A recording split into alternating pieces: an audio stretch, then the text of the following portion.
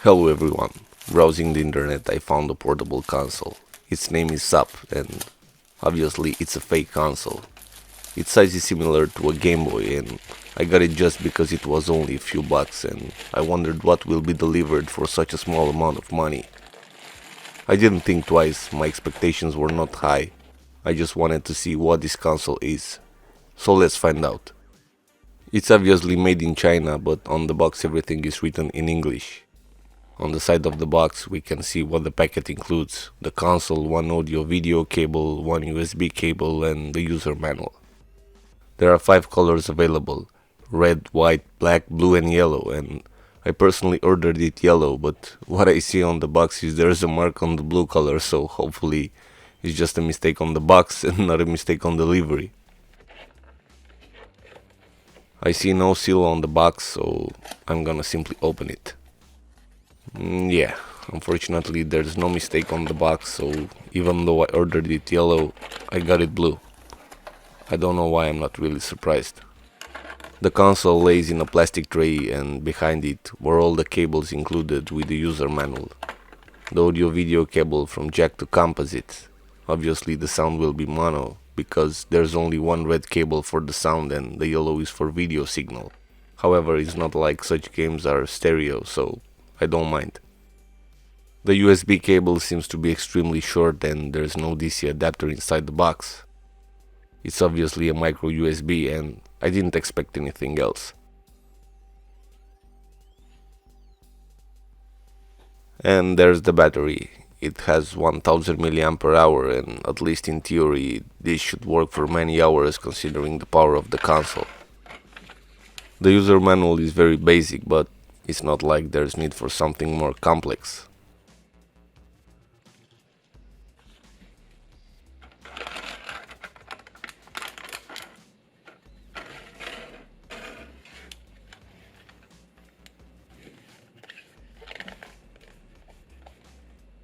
Obviously, it feels cheap and as far as I can see, the screen is not even aligned.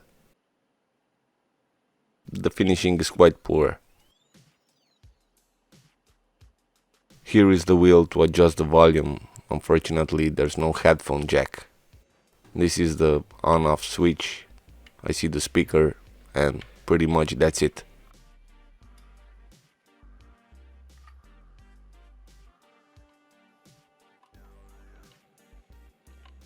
The buttons seems to be okay. What really annoys me is the screen, and it's not just that it's not centered and aligned, but it's also quite shaky.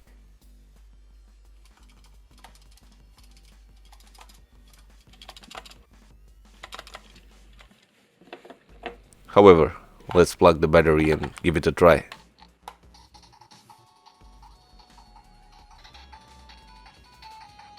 Oh yes, this is it. Now I'm gonna lock in my room and play for days.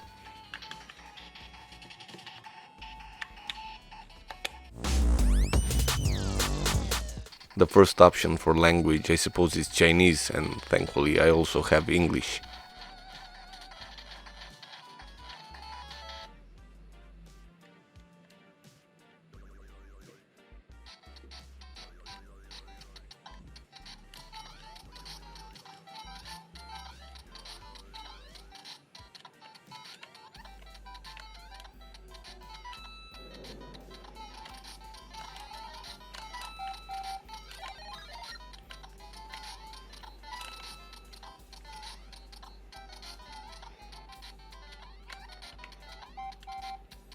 I don't know if the buttons are not that responsive or it's just me and I have to get more used with it.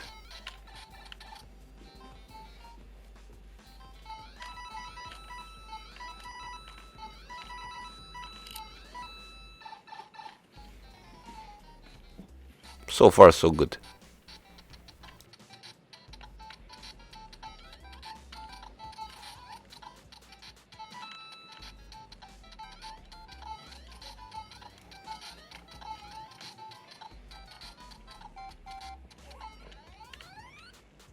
Yeah, that didn't work as expected.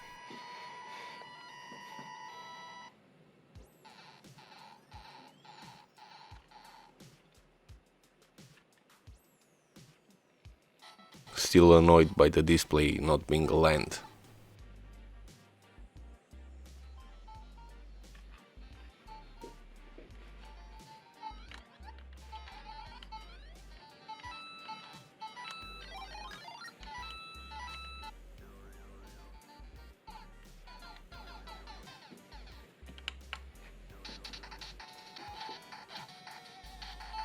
Whoa, Teenage Mutant Ninja Turtles, I remember this game.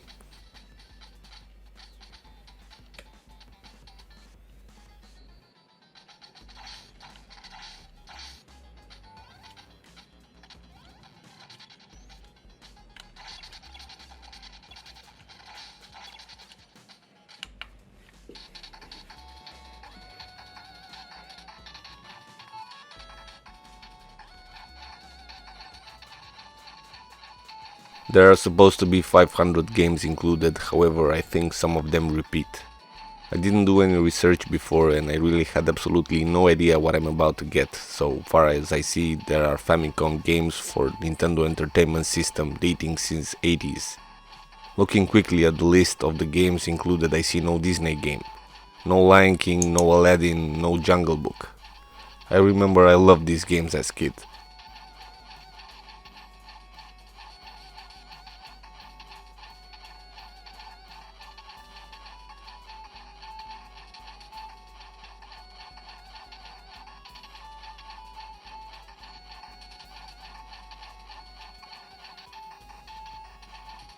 I didn't even know Angry Birds works on this platform.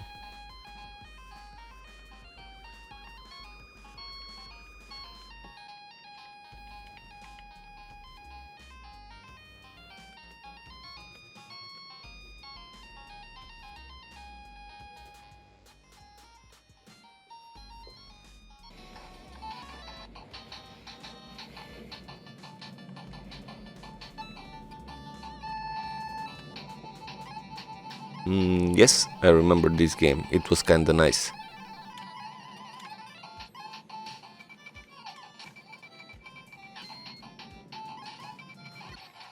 Let's see what else we have here.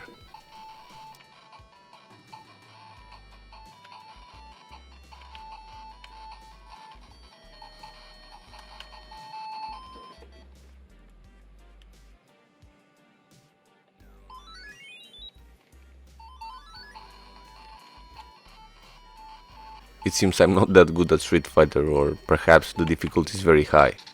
Let's try some Mortal Kombat.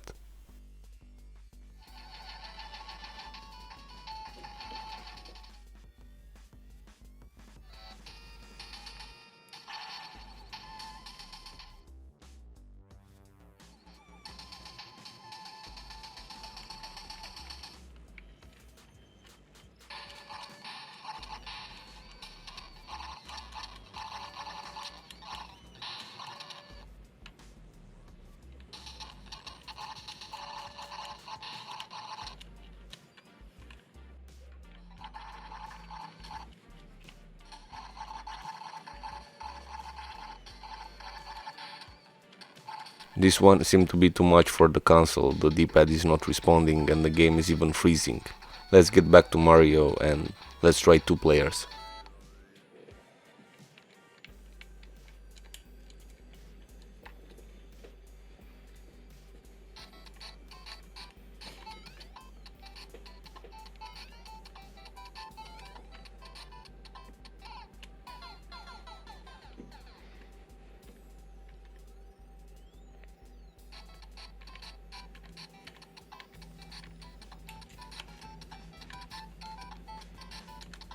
Seems that when player 1 loses and it's time for player 2, there's no way to control it, so no multiplayer available even if it's turn-based. Sorry Luigi. Oh, I just realized I forgot to remove the screen protector. Probably because I was too excited to play.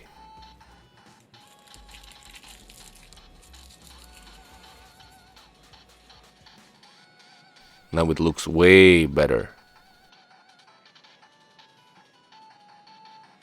The D-pad and buttons are not very responsive and they feel quite cheap, but it is cheap, so this is not something surprising. Well, now let's try to connect it to a TV and let's see how it works. I connected the audio video cable, but when I turn on the console, it transfers the audio signal but not the video signal, so I see no image on the TV. Then I realized it might be because it doesn't have enough power, so I plugged the USB and give it one more try. Then I tried with a different audio video cable because I had another one, but still with no luck.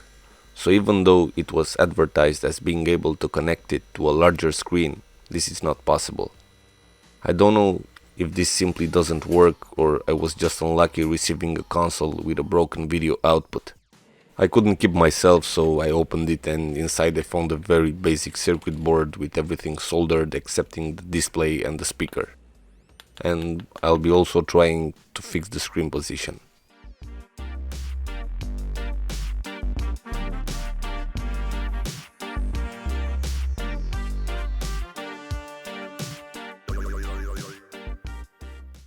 This is the SUP portable console, and it is indeed portable. It fits in my pocket and it's not larger than a Nintendo DS. Any comparison with a genuine portable console from Nintendo would be ridiculous as the price differs a lot. A Nintendo console would be better in any single aspect from its finishing to its performance and features. Do I recommend this console? Well, first of all, I tend to always recommend genuine brand products and not fake replicas. It's pretty poor quality and it doesn't even work as advertised considering it should connect to a TV and it doesn't. I hardly find the purpose of this console because today's kids would most probably rather play on a smartphone, a tablet or a Nintendo Switch due to touchscreen feature and not only. And today there are many emulators to play such retro games on a contemporary gadget. Considering all these facts, I think this aims the nostalgics, but in the meantime, I think nostalgics would rather get a genuine Game Boy or a Nintendo DS, so most probably the company who manufactured this console is betting on its low price and what's very cheap, it always sells.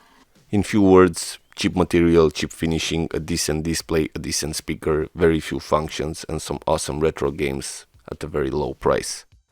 This is the SUP Retro Console. Thanks for watching, see you in the next video.